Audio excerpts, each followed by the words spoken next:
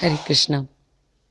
In the Bhagavad Gita, Krishna says that Yuktahara Viharasya Yukta Cheshtasa Karmasu Yukta Swapnavabodhasya Yogo Bhavati Dukkaha.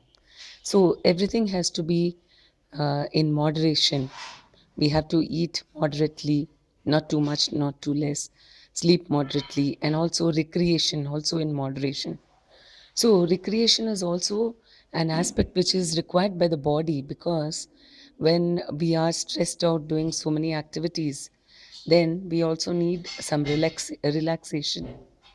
And somehow, in this modern age, we have convinced ourselves that relaxation can happen only in the mode of ignorance and passion. Some people feel that relaxation comes through drinking alcohol or smoking and so on.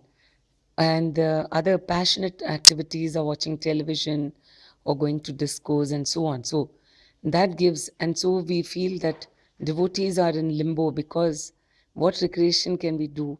We can't watch television, I mean, on other than news or something, and I mean, not these mode of passion or ignorance things. So we are left with a very, difficult situation where we don't know how to relax, especially with the family members.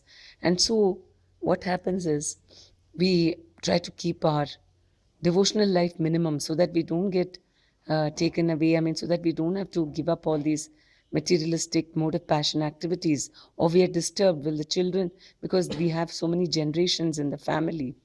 And then all those people don't see eye to eye about how to, lead a balanced life. And the mode of goodness factor of families, actually recreation is part of Vedic life.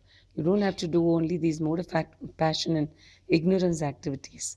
Mode of goodness is when, for example, in the Purushottam month, the whole family comes together to sing Kirtan, even if it's only for 15 minutes. Read the Bhagavad Gita. The 15th chapter gives such wonderful practical glories of the Supreme Lord. For example, the Supreme Lord says, I enter every planet, and it's only because of me that it stays afloat. And the modern theory, we try to really study for so many years, figure out how the law of gravity is working, and how these I mean, all the planets are staying afloat.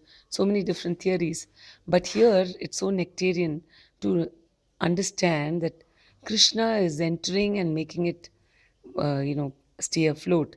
So in this way, or he says that the sun and the moon, everything is, I mean, all the fire, everything is coming from him.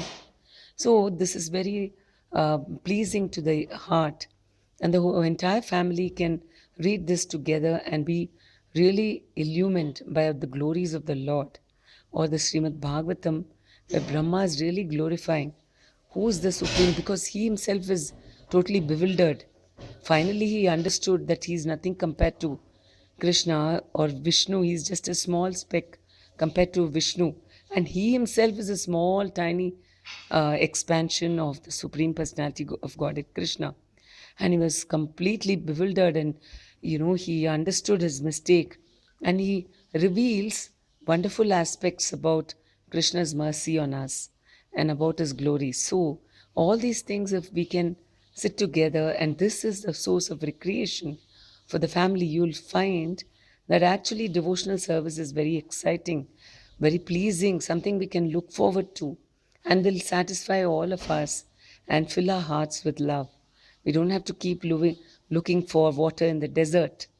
You will not find, it's the analogy is given because in the desert you will not find water. You'll only look for water, and you'll get deceived by the mirages. On the other hand, the real water is the stream of nectar pouring out of all this devotional activities, will gladden everyone's hearts, and the whole family will remain very united in each other's company and in the service of Krishna. Hare Krishna.